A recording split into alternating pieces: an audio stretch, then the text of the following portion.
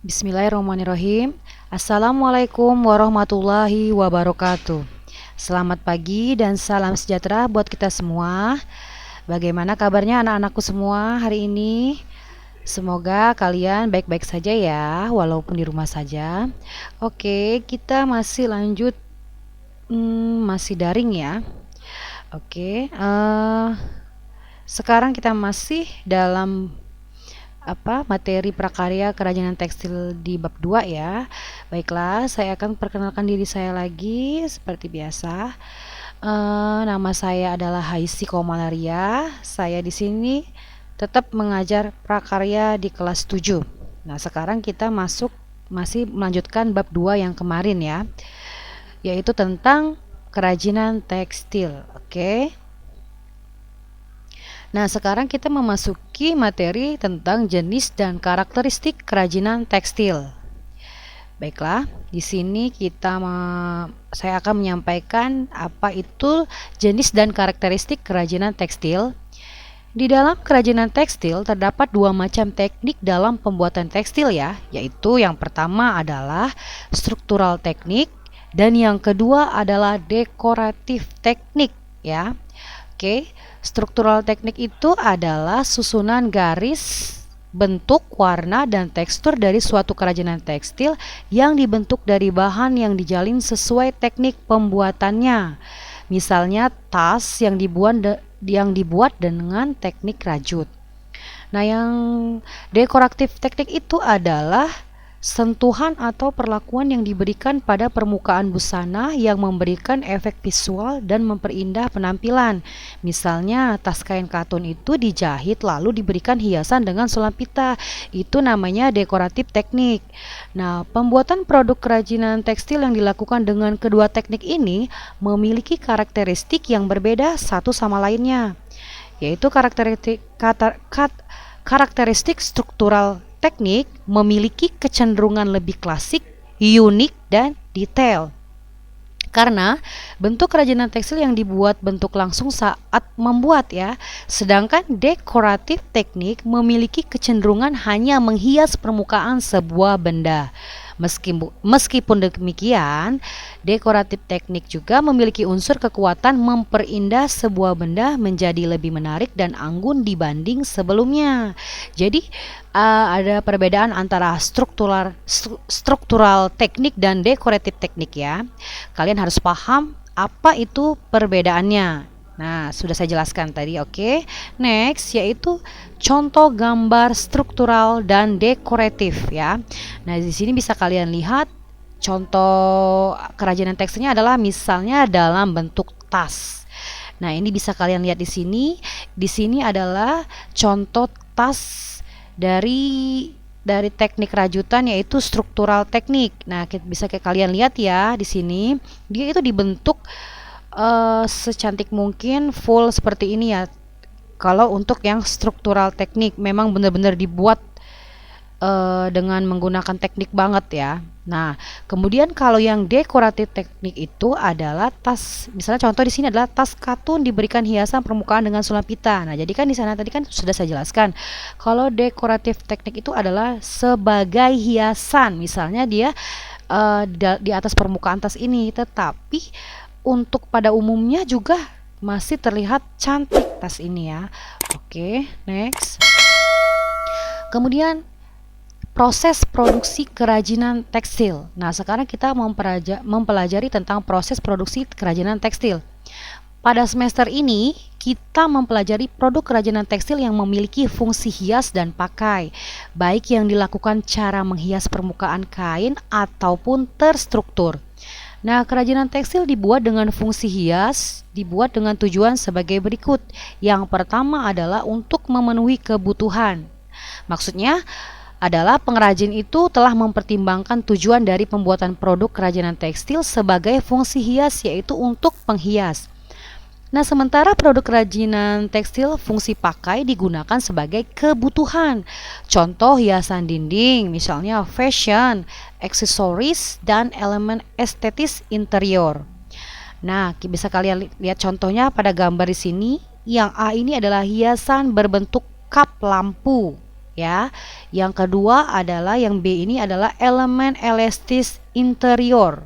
Nih, ini adalah contoh ya, contoh kerajinan tekstilnya. Oke, next. Yang kedua adalah kerajinan tekstil hasil pengembangan. Nah, kerajinan tekstil ini sudah dari hasil pengembangan. Kerajinan tekstil dengan fungsi hias dapat pula dibuat dengan memodifikasi bahan dan teknik. Para pengrajin terkadang membuat inovasi pada produk kerajinan mereka yang nilai telah using atau membosankan ya. Salah satu cara yang dilakukan dengan menambahkan hiasan pada sebagian karya agar terlihat lebih unik dan menarik. Misalnya, dengan memadupadankan agar terlihat lebih tekstur terlihat lebih unik dan menarik maksudnya ya. Oh ya, misalnya gini. Karya itu kalau sudah ditambahkan hiasan jadi terlihat lebih menarik, lebih unik dan menarik ya. Misalnya dengan memadupadankan bahan dasar yang berbeda, tekstur atau teknik pembuatannya, namun pada akhirnya menjadi kesatuan produk. Cara seperti ini dinilai berhasil untuk dapat meningkatkan daya tarik dan nilai jual produk yang dimaksud. Jadi produk kerajinan fungsi hias hasil modifikasi ini terlihat lebih bagus ya. Contohnya seperti ini. Nah, oke, next. Yaitu sekarang produksi kerajinan tekstil pada tapestri ya. Kita mempelajari tentang produksi kerajinan tekstil pada tapestri. Nah, apa itu? Menenun sudah ada pada sejak tahun 500 sebelum Masehi, terutama di daerah Mesopotamia dan Mesir. Selanjutnya menyebar ke Eropa dan Asia. Nah, terutama India, Turki, dan Cina. Itu ya sejarahnya. Oleh sebab itu wilayah itu sejak dahulu telah dikenal sebagai penghasil permadani yang mendunia, baik dikerjakan dengan manual, keterampilan tangan, ataupun dengan mesin ya. Menenun bagi orang Indonesia merupakan suatu perwujudan upacara yang dimulai dari tahapan kerja yang jelas, tata tertib yang harus dipatuhi dan menjelma menjadi suatu kebiasaan. Nah, ini adalah contoh gambar aneka hiasan tapestri dengan teknik tenun serat. Ya, ini adalah salah satu contohnya. Oke, cantik sekali ya. Next. Kemudian di dalam pembuatan tapestri itu ada bahan. Ya, contohnya di sini bahan pembuatan hiasan tapestri. Hiasan yang digunakan untuk membuat hiasan tapestri adalah benang tipis untuk lungsi dan benang tebal untuk pakan. Bisa kalian lihat perbedaan contoh gambarnya.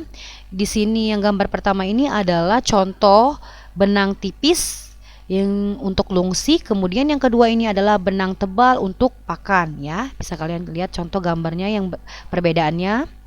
Next. Alat pembuatan hiasan tapestri. Alat yang digunakan dalam pembuatan hiasan tapestri ini adalah sebagai berikut. Misalnya di bawah ini.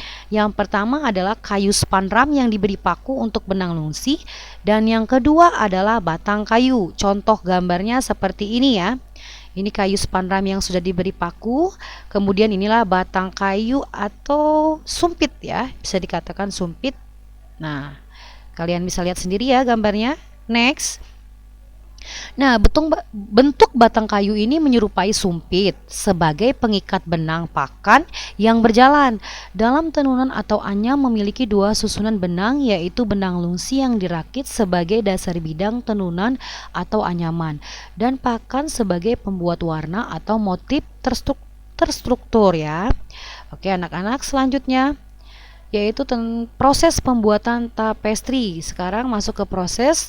Pada tahap proses pembuatan kali ini disajikan pembuatan hiasan tenun yang sederhana, yaitu pertama pembuatan lungsi pada pemindangan tenun, kemudian memasukkan benang pakan pada lungsi, dan yang ketiga adalah mengganti pakan sesuai motif yang diinginkan. Ini ya salah satu prosesnya. Di sini kalian lihat nih pembuatan lungsi pada pemindangan tenun, ini gambarnya seperti ini. Kemudian selanjutnya memasukkan benang pakan pada lungsi, dan terakhir mengganti warna pakan sesuai motif yang diinginkan. Jadi biar hasilnya lebih bagus berwarna-warni. Nah, ada juga jika ingin menggunakan teknik ria, caranya demikian nih gambar di sini. Nah, kemudian yang gambar kedua ini hiasan tenun serat hasil jadi setelah dilepas dari pemindangan. Kemudian hiasan tenun serat bentuk lain. Jadi dia bentuk lain bisa kalian gunakan cara ini ya. Oke, next. Kemudian yang kedua adalah produksi kerajinan tekstil pada batik. Nah, sekarang kita masuk pada batik. Tadi pada tapestri, sekarang kita masuk ke produksi kerajinan tekstil pada batik. Apa itu saya jelaskan ya. Sejak dulu Indonesia telah menggunakan produk batik sebagai alat untuk memenuhi kebutuhan hidup sehari-hari, mulai dari pakaian hingga kebutuhan ritual budaya. Ada beberapa pemilihan teknik pada batik, yaitu dengan cara yang pertama adalah teknik rintang warna atau resist dyeing. Pada batik ditunjukkan untuk mengundang keterlibatan roh pelindung guna menolak pengaruh roh jahat. Nah, para ahli meneliti berdasarkan lukisan-lukisan yang ada pada dinding goa-goa di Indonesia. Kegiatan merintang warna ini sudah dilakukan manusia purba. Gambar yang paling sering muncul adalah gambar tapak tangan yang dibubui pigmen merah.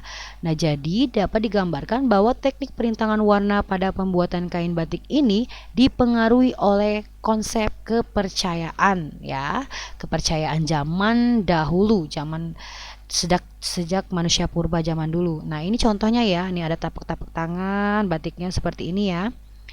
Nah, ini salah satu teknik batiknya ya. Oke, next. Di sini ada teknik kain jumputan atau ikat pelangi atau sasirangan, atau juga bisa disebut dengan ikat celup atau tie-dye ya. Nah, di sini aneka kain rintang warna, contoh gambarnya seperti ini. Nih, aneka kain rintang warna gambarnya seperti ini ya. Kalian bisa lihat sendiri di sini di video ini. Next, yaitu pada batik terdapat ragam hias yang beraneka ragam ya ini. Nah, ragam hias batik merupakan ekspresi yang menyatakan keadaan diri dan lingkungan penciptanya. Berdasar perkembangannya, ragam hias batik sangat dipengaruhi oleh budaya sehingga dihasilkan corak batik yang beraneka ragam. Berdasarkan wilayah penyebaran motif pada kain batik dan dilihat juga pada periode perkembangan batik di Indonesia, batik dapat dibagi menjadi dua, yaitu pertama, yang ke satu adalah batik pedalaman klasik, yang artinya pengkategorian batik yang berkembang di masa lalu. Dahulu pembatik-pembatik hanya ditemui di daerah pedalaman. Selain itu juga tidak sembarang orang dapat melakukan proses pembatikan, sehingga jarang dijumpai di lingkungan masyarakat luas. Pada masa kejayaan Majapahit, kain batik hanya ditemui di kalangan raja-raja dan hanya petinggi keraton saja ya yang boleh mengenakan batik untuk batik pedalaman ini. Nah, oleh karena itu pembatik hanya dijumpai di lingkungan keraton. Batik keraton adalah batik yang tumbuh dan berkembang di atas dasar-dasar filsafat kebudayaan Jawa yang mengacu pada nilai-nilai spiritual. Batik tersebut terdapat harmonisasi antara alam semesta yang tertib, serasi, dan seimbang. Ini maksud dari batik pedalaman. Jadi maksudnya kalau untuk batik pedalaman ini biasa digunakan untuk di kalangan raja-raja atau petinggi keraton ya. Nah, yang kedua adalah batik pesisir. Kan yang pertama batik pedalaman atau klasik, yang kedua adalah batik pesisir. Apa itu batik pesisir?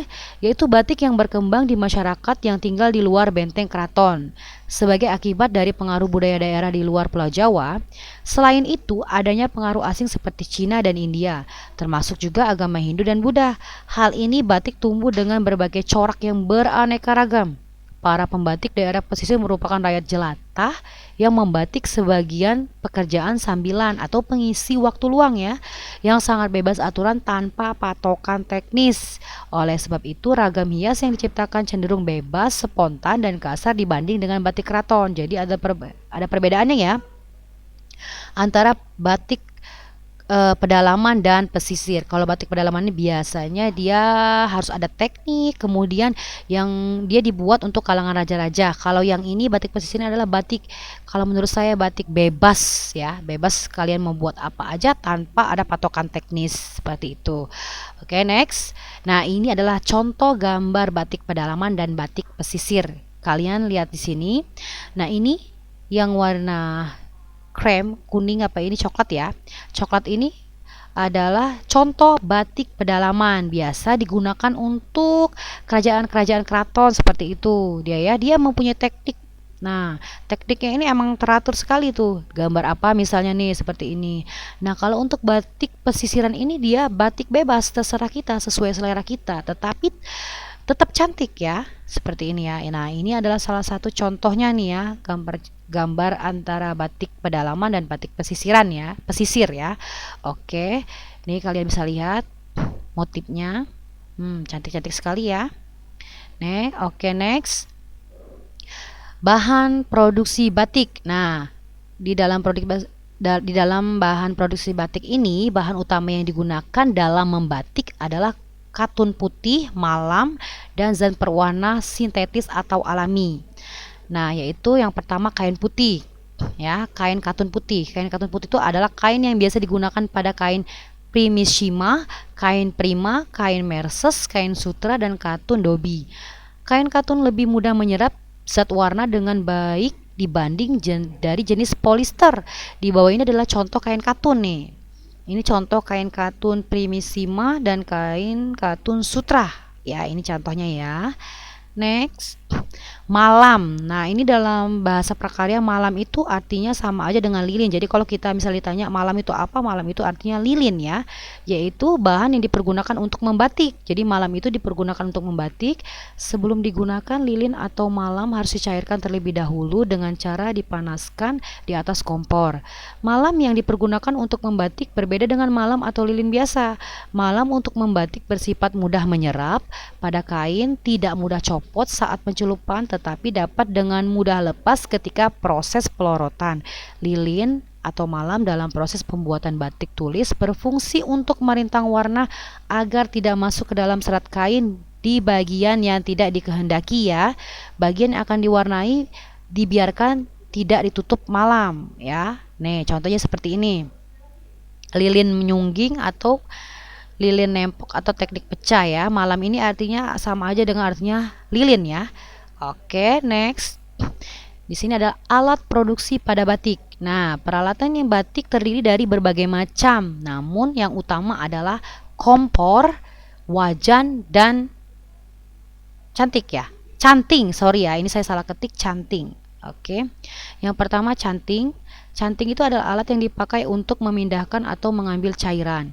Canting terdiri dari canting tulis dan canting cap ya. Ada dua. Canting berfungsi sebagai pena yang diisi lilin malam cair sebagai tintanya. Nah, itu canting ya. Kemudian yang kedua, canting tulis itu terdiri dari beberapa cecek atau lubang.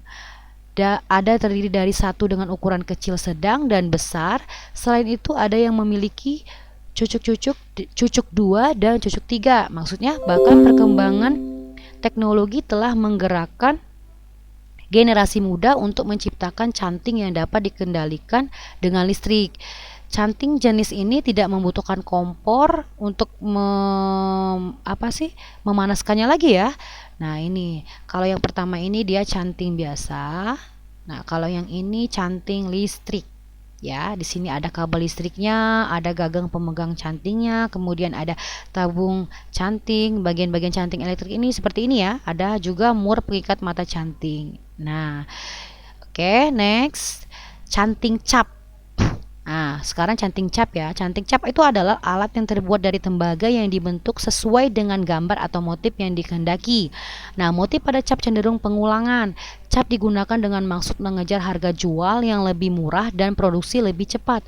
Membatik dengan mengecap harus dialasi dengan berlapis-lapis yang berisi karung. Misalnya, sopan, kain, dan plastik ya. Nah, spons ini digunakan untuk menampung air agar alas dalam keadaan lembab untuk mempercepat kekeringan malam saat dicap ke atas kain. Selain itu dibutuhkan wajan malam tersendiri berukuran bulat dan lebar yang dapat menampung alat cap yang digunakan. Ini contoh gambarnya nih. Canting cap motif tengah, canting cap motif pinggir. Ini meja dan wajan serta kompor untuk canting cap ya. Salah satu contoh gambarnya. Oke, next. Kemudian kompor juga sangat penting ya, sangat penting juga untuk kita membatik ya. Kompor adalah alat untuk membuat api untuk memanaskan lilin malam. Kompor yang biasa digunakan adalah kompor dengan bahan bakar minyak, namun sekarang ini juga lebih banyak digunakan kompor jenis listrik dan gas mengingat bahan bakar minyak tanah semakin sulit ya, karena sudah jarang sekali kita pakai minyak tanah. Jadi wajan ialah perkakas yang digunakan untuk mencairkan malam. Wajan dibuat dari logam baja atau tanah liat. Wajan itu sebaiknya bertangkai supaya mudah diangkat dan diturunkan dari perapian tanpa menggunakan alat kain, supaya tidak panas atau kebakar tangan kita ya. Oke, next. Contoh salah satu alat yang digunakan dalam membatik. Nah, ini salah satunya adalah dingklik. Kalian tahu dingklik apa itu? Kayak bangku ya. Kemudian gawangan, yang kedua bandul, yang ketiga pola batiknya. Nih yang keempat ini ya, yang kelima ember, yang keenam panci, dan terakhir adalah wadah penampung limbah malam. Oke, next ya. Kemudian kita masuk ke proses pembuatan batik. Dalam proses pembuatan batik itu dikenal ada 3 teknik, yaitu yang pertama teknik cap, yang kedua teknik tulis, yang ketiga adalah teknik campuran cap dan tulis. Nah, batik dengan teknik cap apa perbedaannya ya? Coba kita lihat. Batik dengan teknik cap itu diperuntukkan dalam pembuatan batik dengan membentuk pengulangan motif. Nah, motif yang dibuat diperhitungkan dengan ilmu ukur sehingga hasilnya akan sesuai dengan keinginan. Nah, batik cap tidak memerlukan pola di atas kertas. Dengan menggunakan cap, pengrajin sudah mengetahui secara pasti pola yang akan dihasilkan. Nah, yang kedua adalah batik tulis. Batik tulis itu dikerjakan untuk menggunakan canting dalam bentuk gambar awal pada permukaan kain. Nah, bentuk gambar pada batik tulis nampak lebih luas dengan ukuran garis motif yang relatif bisa lebih kecil dibandingkan dengan batik cap. Meskipun demikian, batik tulis juga bisa dibuat dengan mengulang bentuk. Oleh sebab itu, diperlukan pola yang dibuat pada kertas pola dengan ukuran sebesar kain. Gambar batik tulis bisa dilihat pada kedua sisi kain ya. Nah, yang terakhir adalah batik dengan teknik campuran cap dan tulis. Diperuntukkan untuk meningkatkan kuantitas produksi pesanan, tujuannya agar lebih cepat dan mudah ya. Teknik yang ketiga ini. Oke, next. Ini adalah beberapa macam versi pembuatan batik tulis ya, versi. Nah, dalam prakarya ini biasanya dia istilahnya digunakan dalam bahasa Jawa. Nah, mungkin kalau orang Jawa ngerti ya bahasa ini apa. Yang pertama adalah nganji. Nganji itu yaitu pemberian kanji setelah dicuci. Kegiatan pemberian kanji dapat dilakukan sesuai keinginan dan kebiasaan. Nah, yang kedua adalah ngeplong. Ngeplong yaitu menghaluskan permukaan kain dengan cara dipukul-pukul menggunakan alat pemukul dari kayu agar kain tidak kaku dan mudah menyerap malam dan warna ya. Yang ketiga adalah nyungging, yaitu membuat pola di atas kertas. Kemudian nuaplak, yaitu menjiplak pola dari kertas kain. Dan yang kelima adalah ngelowong. Ngelowong itu yaitu memberi lilin atau malam pada kain sesuai dengan pola ya. Kemudian yang keenam adalah ngiseni. Ngiseni yaitu memberi isian motif ke dalam pola besar. Nah, yang ketujuh adalah nembok. Nembok itu apa? Yaitu penutupan pada bagian-bagian tertentu dengan malam atau lilin agar tetap berwarna putih saat dilorot ya.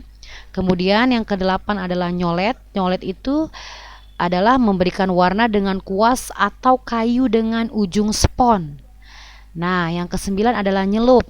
Nyelup itu yaitu memberikan warna pada kain dengan pencelupan. Kemudian mopok yaitu memberikan isian pada latar belakang pola. Dan yang ke-11 adalah ngelorot. Apa itu ngelorot? Yaitu membuang lilin yang sudah tidak diperlukan lagi agar motif batik terlihat. Nah, kemudian nanahi ya. Nanahi yaitu memberikan isian dengan malam pada latar belakang pola. Nah, terakhir, selanjutnya dapat dilakukan pencelupan terakhir dan pelorotan agar hasil batiknya terlihat lebih bagus, lebih cantik dan rapi. Oke, ini adalah contoh gambar batik tulis ya. Nah, ini misalnya contoh gambar yang nyungging seperti ini, proses nyungging, kemudian nuaplak, ngelowong seperti ini, ngiseni, nembok, nyolet seperti ini, kemudian nyelup sudah dicelup dia batiknya jadinya seperti ini, kemudian mopok, ini ngelorot seperti ini, nanahi, ini semua dalam bahasa Jawa ya. Nah, kemudian batik hasil akhirnya dia sudah cantik seperti ini.